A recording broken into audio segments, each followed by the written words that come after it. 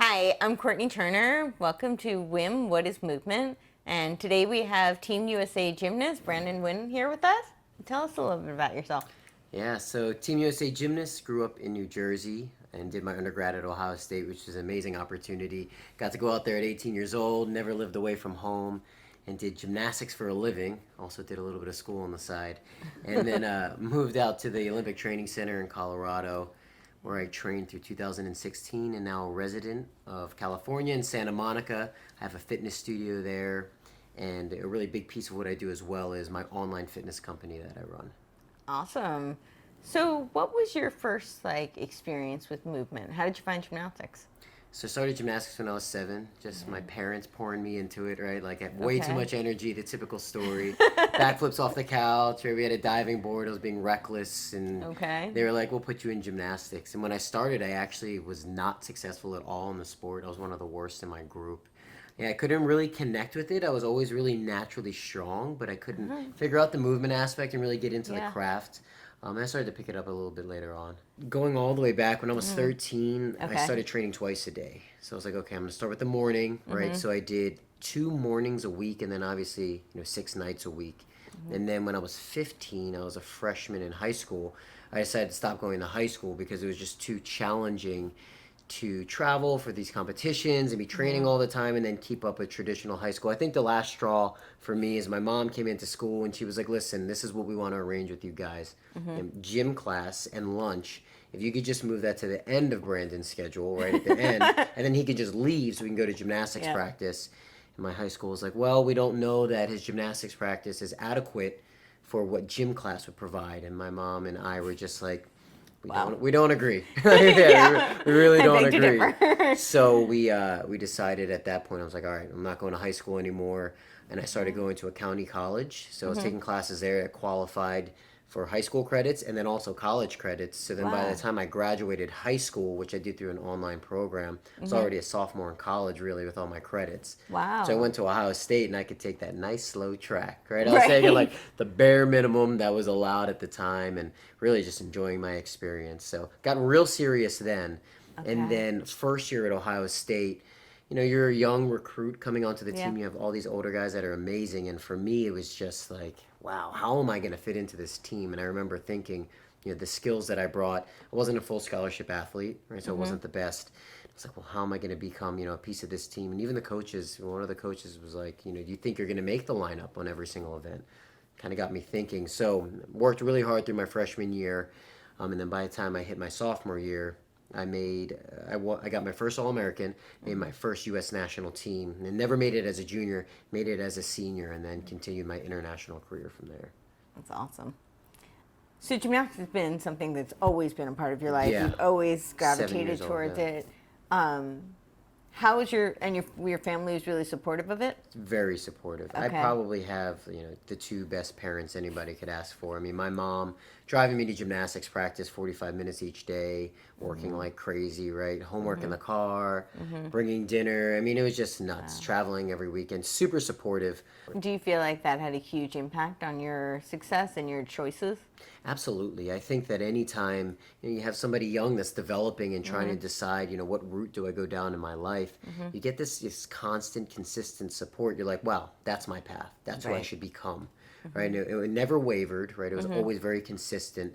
So it was really obvious for me the path that I should go down. Now, when you don't have that support, it's like, well, who am I? Right then, what do I do? What's the Right. next thing? I thought I wanted to do gymnastics, and my mom told me I shouldn't. So, you get really divided. And I think that seed, when it's planted so young of that Yeah. division, when you grow up, it really translates to a lot of areas of your life, right? You're Yeah. like, you're not too driven in one direction. I feel like I'm lucky now, even in my life, because when I identify a goal, I attack. And I feel like Yeah. that's seeded so deep Totally because see I had that. the support when I was young. So then, at what point did you decide you were gonna try out for the Olympics? When did you, how did So that path go? So I made the senior national team when I was a sophomore in college. And basically once you're on the senior national team, you're the top 15 in the country. You're the pool Okay. that the United States can pick from or looks after. You go to national team camps 5 to 6 every 5 to 6 weeks, and you're really in the mix there. So they'll pull you for different competitions, and they can pull you for World Championships or Pan American Games, or the random competition in Germany. So we have a lot of international competitions people don't know about, which are the funnest ones, by the way. Like going to Germany, Why? What makes it's them? just they're so offbeat. You have no idea what to expect. They're like, hey, you're competing on Saturday at 2 p.m. It's like Saturday at 6 p.m. You still haven't competed. You're like in this back hall. Nobody knows what's going on, and they don't speak great English, and I don't speak anything but English, So it's just like, you're up now. And I'm like, oh, I like put my grips on, I run out, and you try to make a finals, and you're meeting all these other athletes that are really similar to you in this uncomfortable position. You make amazing bonds, but there's a lot of intricacies and variables and opportunities in between the big competitions. Right. So was there a turning point when I decided to try to push this to the highest level? Probably 13 years old, and then it really just carried through. That's awesome. And what do you feel like, what were your expectations when you were going into? None. Did you? None. Okay. And that's just something personal to me. A lot of people have different ways that they look at it. Like, oh, you got to say I'm going to be the best in the world, and you have to say it to be it. But for me, it was really scaling back and not putting that pressure on myself.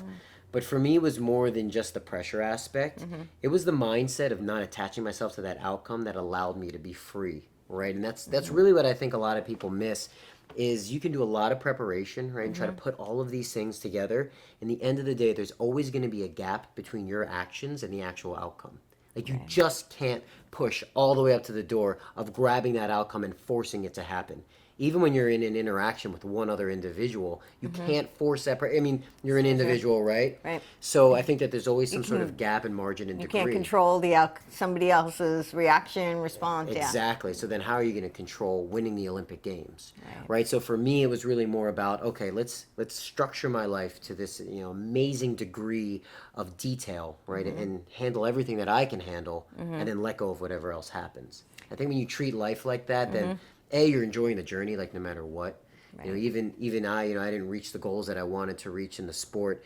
And if you were to ask me, would I change anything or spend my time differently over the past 21 years, the answer is no. Okay. So I think when you let go of the outcome, you're setting yourself up. Totally. How do you feel that mindset has translated into other areas of your life? I feel like it's a seamless transition, but I feel like it's so important to remember.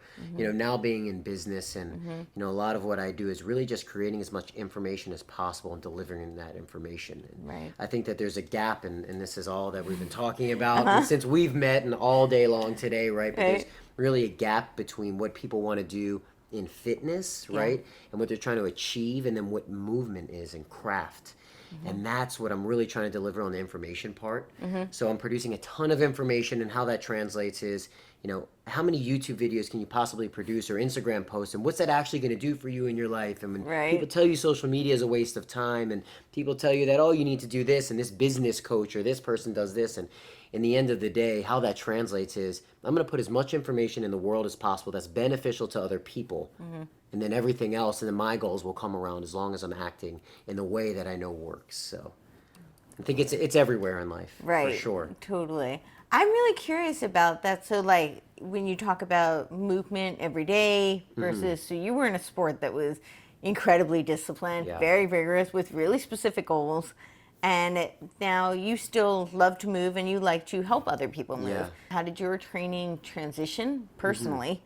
And what do you see in other people that you work with, both athletes who are training for things that are specific, and people who are newer to exercise, who are just learning their bodies and don't really have a good handle on what they can do, what they can't do, what is possible? Yeah, it's an awesome question, and I could go a million different ways. But, Sorry. Right? No, it's fitness, right? The word fitness means so many different things to people. And then I think when people think about fitness, they're trying to attack a goal, right? And for most people, it's to get in shape, to build a body, that they want to build. And some people use the word health, but a lot of times it doesn't really relate to health. But things that people forget is that real fitness is longevity. It's a lifestyle. And there's no way, and I'm totally down for hard work. You know this, right? I know you are. Like, we got to work hard, and I get it, and I love when you tell people to work hard, but there's no way to build something sustainable that's a lifestyle if it's a consistent struggle. Like, you're not going to struggle your entire life through something and be happy with that journey. And I think the loss and the disconnection here is when we look at fitness and we're going through workouts and just struggling and grinding through these workouts, we're not going to be able to achieve that goal unless we find craft and passion. So craft and passion is movement. Craft and passion is the emotional and mental attachment to what we're actually doing day in and day out. When you find craft and passion, you're done, right? Like you, I know you will never stop moving. And you tell me all the stuff that you love to do, and it's not because you love necessarily the body that it creates or all these other things. You love doing it. Nobody can take that away from you. And that's how you create longevity. Now, somebody from the outside might come up to you and say, like, how do you find the motivation to work out 3 times a day? I hear it all the time. Right? People ask me all the time. How do you do this? How do you do? And in your head, you're probably like, well, it's really not that hard. I don't know why they think it's that hard. It comes really natural to me because you figured out the one piece that nobody else can figure out. Craft and passion is what's going to drive you every single day to the day you die. So that's what this is all coming back to is movement and all of these things. How can we find craft and passion and build that into our day? And how do you feel like, what have you seen when you're working with people? How do you inspire people to find that for themselves? Right? Because on the one hand, you're teaching them specific things, right? Some people don't know how to do a push-up. Right. You know, some people want to learn how to do a planche. So they're very specific movements that you have the craft for. But there's still like, I think there's still a bridge between how do you get them to find what resonates for them. Because you can learn a skill, but that doesn't mean that you'll necessarily take all the steps or find the way to embody that or find the way that the steps are going to connect for you to really harness it. Right? So how do you bridge that? And how do you bridge the taking somebody from just learning something, like you said, people come in with a specific goal, right? They want to have a specific body, they want to learn a specific move, they want to, whatever that goal is, how do you take them from that to taking ownership? Yeah, it's a really good question. And I think if I had to answer it in one word, it's time. Okay. Like having enough time to show them that. But I try not to deny what their initial intent is when they're walking, into the studio or talking to me. Their initial intent is to get a six-pack. That's fine. And I get that. And I totally get the end goal, and it's awesome, Right. Obviously, I love the body that I've built for myself. It's a driver of mine as well. But what my goal is, now how do we attach that to something that can have longevity? And that just takes some time. So through the process of getting the six-pack or losing the body fat or gaining muscle mass, through that process, I'm just really in touch with watching them pick up on the things that they like. When I see that smile come out, right, and the excitement, and I'm like, okay, so now you thought you were getting a six-pack, but we did that because you learned how to do 5 handstand push-ups. Now you're really loving doing handstand push-ups, even when I say the most beneficial way to get the six-pack is stopping the handstand push-ups and now implementing the squat. You're still doing more handstand push-ups. So you let them, I talk about this all the time with information and how we try to get people to realize things, but you let them demand that answer from you by you providing a buffet of opportunity, and then you just deliver after they demand, right? So they walked in wanting the six-pack, then they learned that the handstand push-up was amazing, and they decided that for themselves, and then I just go, do you see how much you love handstand push-ups? And then they start to bridge it for themselves. So I think it's like anything else. There's always that gap in margin. You can't force an idea on somebody that's going to be life-changing. Expect them to be like, oh, all right, I'll go change my life, right? But when you show them the opportunity and then they see it, then it's over. So just provide that buffet for people. Let them pick. And then you just kind of say, do you recognize how much you love this? Right? And then it just turns into this snowball effect. That's awesome. What do you feel like you've seen with people who don't typically move and who start? Like, how do you feel like it impacts their life? Not just in the gym, like, outside. Do you see that it carries over into other aspects of their life? Everywhere. And this is what I love talking about. You and I talked about this the other day, but it's primal, right? We're supposed to move to survive. We were not put on this earth to be able to sit in a chair all day long and to be able to have the food and a life that we would be able to survive in. I mean, it's supposed to be impossible. But we have these amazing things in life now that we can go to a grocery store and we can order food and we could essentially just sit in a chair that has to be a bathroom as well, and people would deliver us food, right? And we can just eat. But that's not a lifestyle that's real. So I think that when you bring yourself out of your element as a human being, obviously your mind's going to get stuck. Right? We're supposed to be expending energy and then consuming energy. That process in our body works in conjunction with the way our mind works and everything else. Right? But we're going to shut off a process, like a primal process, completely shut that off and expending and consuming, but think that our mind's going to be fine. It's impossible, right? Drain all the blood out of your body, right? And then see how your brain works. It's just like there's no very way well. you can turn that off. So the benefits that I've seen is when people start to implement movement back in their life, mental clarity is amazing. Anxiety goes away. Depression is gone. Self-esteem, everything comes back just by implementing something primal. Go move. Go do something. Right. And do you feel like the more people connect to, because I think a lot of people don't know where to start, right? So I think that, have you experienced when people do start that, like you were saying, like handstand push-up, they find what they like? Do you feel that people are then drawn to explore more? Totally. Yeah. Totally. Because you open up their mind to it, right? And it's that experience. You're like, wow, what else is out there? Right. And like, just like you do a lot of different styles of training, right? There's probably one style that you're like, well, that was interesting, and that aspect was intriguing, and then it just like walks you down the path, and you're like, well, that's kind of like that. Let me try that, right? So yeah, I think that it opens their mind up to all these options. So now that you're not specifically doing gymnastics, you encompass other things. Wait, what other stuff do you encompass into your training? For me Incorporate- personally, yeah, I bring everything in. So I'll do weightlifting. I like running and cycling just to keep my feet on the ground, right, and be outside a bit more. I mean, I really try to do a whole bunch. But the weightlifting aspect is interesting to me because when I was building my ring strength programs, a lot of the programs that I'm creating for people when I was an athlete and now as a coach do implement a lot of weightlifting and bodybuilding principles with supersets and drop sets and time under tension. I think that gymnastics is, it's a sport that's been around for so long, but for some reason people don't want to, really take the process that they were doing in the past and make it better. Right. It's like, well, what's our conditioning approach? And I just did a clinic and I was talking about this. Like, well, what's the conditioning approach here? It's like, well, traditionally people say to come to gymnastics first and do all of your conditioning, your working out first, and then go try the skills, the most challenging skills. And I'm like, I get it. You guys have been doing that for 80 years. Why does that make any sense to you? Like, why would you make yourself extremely tired and then go try the most complex skills where the success of your sport and you as an individual is your ability to learn something you've never done your entire life. And you're going to do it when you're less, you're the least, you have the least opportunity to be able to do it. So that's just people not wanting to make a change. So for me, it was taking these principles of outside, right, and bodybuilding and weightlifting and cycling and running. That's always evolving. So how do we take those principles and build them into this old sport?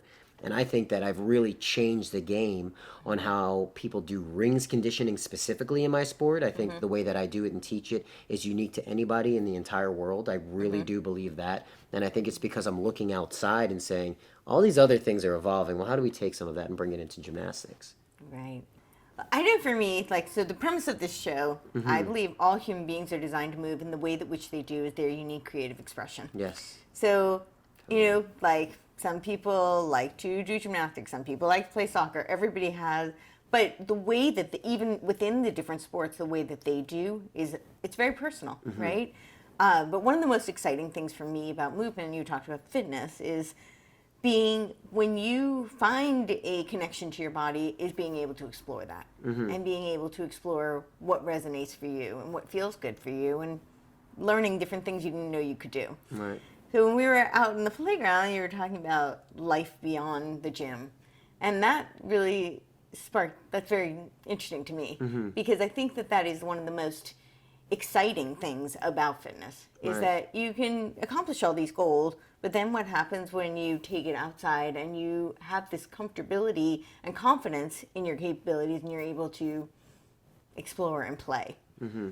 So tell me a little bit about what your thoughts are on So that. what life is, I mean, I really think that we try to segment so much. And we try to say, like, this is our workout time. It's like 45 minutes a day. And this is when we eat our meals, right? So we work out, we eat our meals, we do our work, right? We coach people. And we're acting like these are all, like, individual inputs into our day. But that is our day, right? And we keep thinking that it's just like this division, right? It needs to be this interjection into our life, and it really isn't. So, my whole idea is that all of that should be built into your life where it is your life. And what you said about the expression of who you are is so true. You should be using coaches as inspiration, not as people that are dictating everything that you do step for step. because that inspiration is going to inspire you to do what you want to do through movement. So that's, if I could preach one thing and be an advocate of one thing, it would be use coaches as inspiration and then build this fitness and these meals and all these other things. Make them just a part of your life. Accept them as a part of your life and stop looking at them as interjections. Yeah, that's awesome. I love that. So you talked a little bit about your transition from, gymnastics training to creating a business and coaching others. I know you have an online platform. You coach people in person. Tell me a little bit about that and your day-to-day and what your vision for that is. Yeah, so we talked a little bit about delivering the information, right? So a lot of my time is spent creating as much information as possible about movement, helping people go through, how should I move now? How do I implement this new style of diet and this mindset? I'm huge on the mindset part. I love it. Talking about the mindset. Yeah, we can talk about that a little bit as well. But what I'm really trying to create is, I have a website where I'm delivering all of this information. And what I'm really trying to create is an environment and a place where people can go and learn everything that they need to learn in order to implement movement back into their life in any way they feel they want to express themselves, right? And on that website, it's not just going to be, blogs and videos. We have an insider membership site where people can go and do some of these programs that I've built out and go through the mindset training that I'm putting on there, which, by the way, is just my experience through the mindset part and the nutrition. Also, there's programs on these websites that are video by video tutorials that you can use. Some of them are generic, more generic, hey, let's get in shape kind of stuff, but a lot of it is, how do we learn some of these really cool skills? How do we implement functional body weight training and functional movement back into our lives? So my, 12 hours of my day is really spent creating content, building that website, and interacting with my community as much as possible and showing the world, hey, there's more, than a bench press and a squat in this world. Come join my community and see what that's all about. So that's really the majority of the time that throughout the day that I spend. I'd love to hear a little bit more about the mindset component, because I think it's something that you address that a lot of people really don't. Oh, yeah. And I personally find it's one of the most crucial parts of training. I find movement can be very emotional. I think we often lock up so much and we're so used to physically presenting ourselves to the world in a specific way that we don't realize how much we store in our bodies. Like our emotions and our patterns are very much... So movement can be, I think, quite emotional for people. And I think especially when you're trying to train things that seem impossible, which with gymnastics training, sometimes some of these things do. Yeah. They seem like only superheroes should be able to do. So how do you break through these mental blocks? I'd love to hear, I think some of your mindset training is really powerful. Yeah, so that's a lot of what I'm building out now in the membership side, which is, like a private portal on my website. And then I'm actually making, programs that are month-long mindset transformation programs. And I think that there's a couple pieces. A lot of what I'm building out now is really teaching people how to go from somebody that wasn't traditionally an athlete to take the athlete mindset and apply it to their life. I mean, that's a huge piece, right? And I think it's hard for athletes because they've done it their whole life, so it becomes normal. And then, they're out in this world and they have this athlete mindset. And other people that haven't, they could be 25, 35, 45, 55 years old at this point. And they're like, well, how do I now turn that on and become an athlete through the mindset side?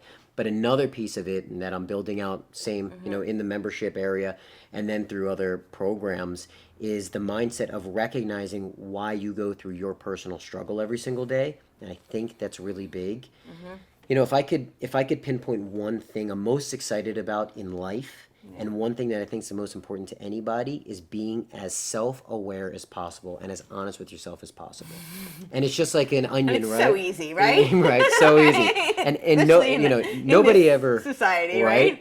And nobody can ever get to the core. I mean, you can just keep peeling back, but that's what it really is. You approach somebody, start having a conversation with somebody, and you feel their degree of openness. Yeah. And then they can peel back a layer of that onion and be like, you know what? I do this regularly, and the reason why I do is because of this. That's interesting. How can I implement a change in my life to change that? Because I want to change that outcome. One layer. All right. 57 layers later, you're still going, and it's deeper, and it's fun, and you're really peeling yourself back. But the piece that's so hard for people is, can you peel yourself back, admit that you're not great at something, admit that you have to improve in a certain way, and then not get down on yourself about that. And that optimism is hard for people to come by. Totally. It's hard, and I think the reason why that optimism is so hard to come by is because people will look at themselves, they'll peel a layer back, then they take it. That was a personal thing, right? They went inside, they peeled a layer back, then they step outside themselves, and then they judge that new layer, and then they pile all the stuff other people tell them on top of that new layer. Then they create something that they can't peel back anymore. It's like, okay, for myself, okay, well, I always do this pattern. I peel that back. Oh man, I do always do that pattern. Get outside of myself and be like, somebody that always does that pattern is this, this, and this. Then you judge yourself and you get back in the same cycle. So for me, the mindset course is everything that we're doing.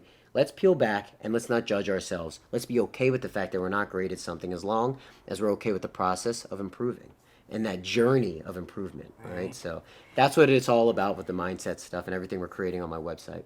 Which is amazing. I have two questions related to that.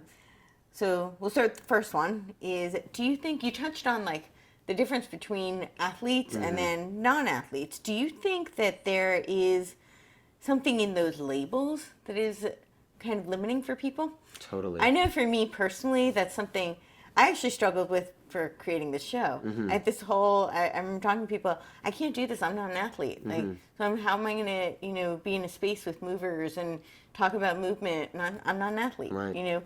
And someone who I had this conversation with said to me, well, what does an athlete mean? What is, like, it. what's with the label, and why are you limiting yourself based on this label that you've Right. decided?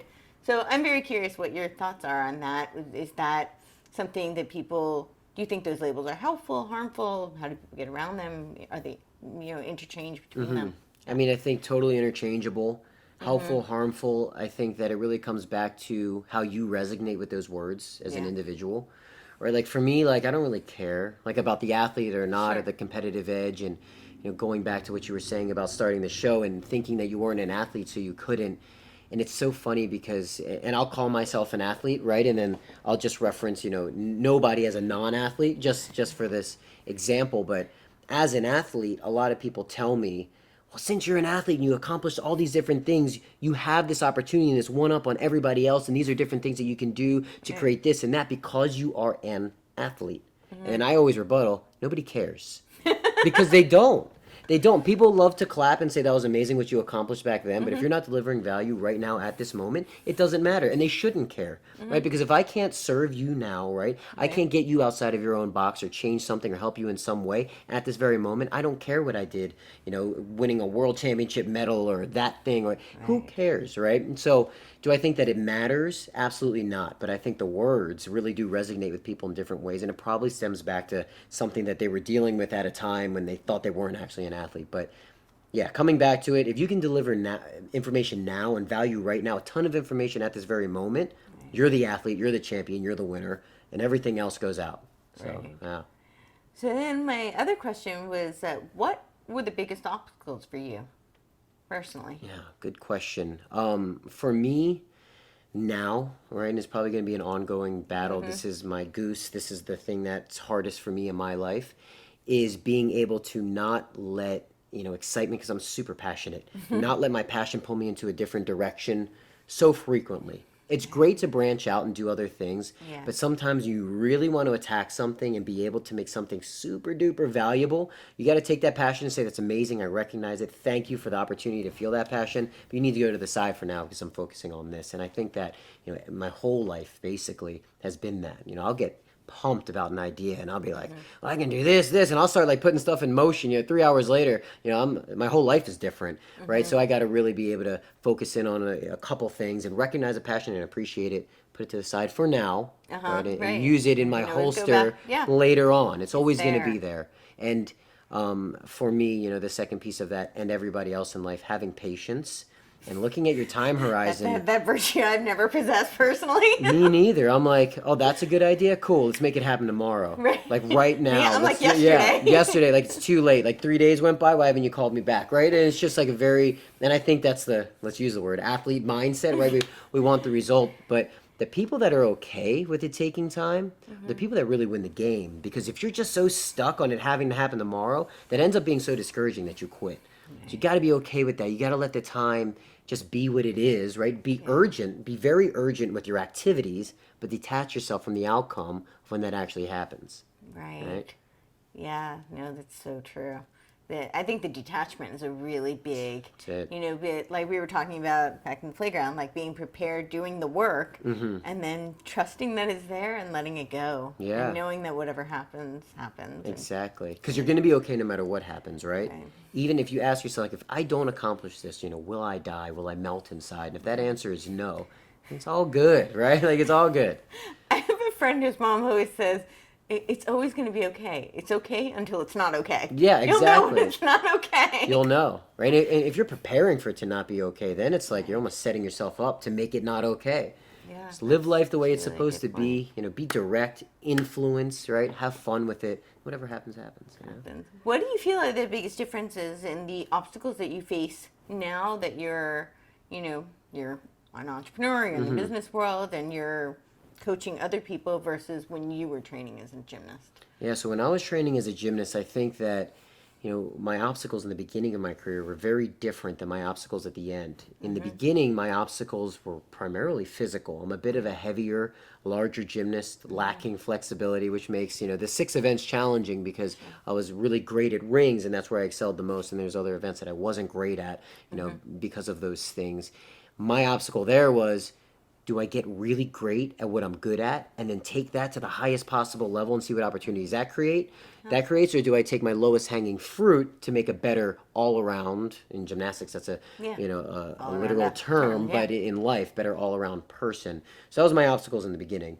Later on, it came to exactly what we're talking about now: over planning, trying to force the outcome to happen no matter what, and forgetting that every opportunity, every day, moment, whether it's that 20-hour flight, to this place before I compete, and I'm like, oh, my body's gonna hurt. That's fun. That journey is fun, right? So looking at the journey and saying, this is an opportunity, and if I can't make the journey worth it, the outcome definitely won't be. I don't know about you, but outcomes are usually underwhelming to me when I actually get it. Sure. I'm like, it's amazing, but it's not really what I thought it was gonna be. No, it's usually anticlimactic. Yeah. Exactly right. If you don't have the value of the journey, then you'll never win, right? Okay. So those are the 2 obstacles. And then entrepreneurship, I'll go to the third piece, time horizon, right? Focusing on the one thing and having an okay feeling with things taking time. So Yeah. it's full circle. Well, thank you so much. It's so Absolutely. much fun, so much insight. Tell us where we can find you. BrandonWynnGym.com is my website. Social media handles at Brandon Wynn Gym. So basically Instagram, YouTube, all over the place. Look for my information.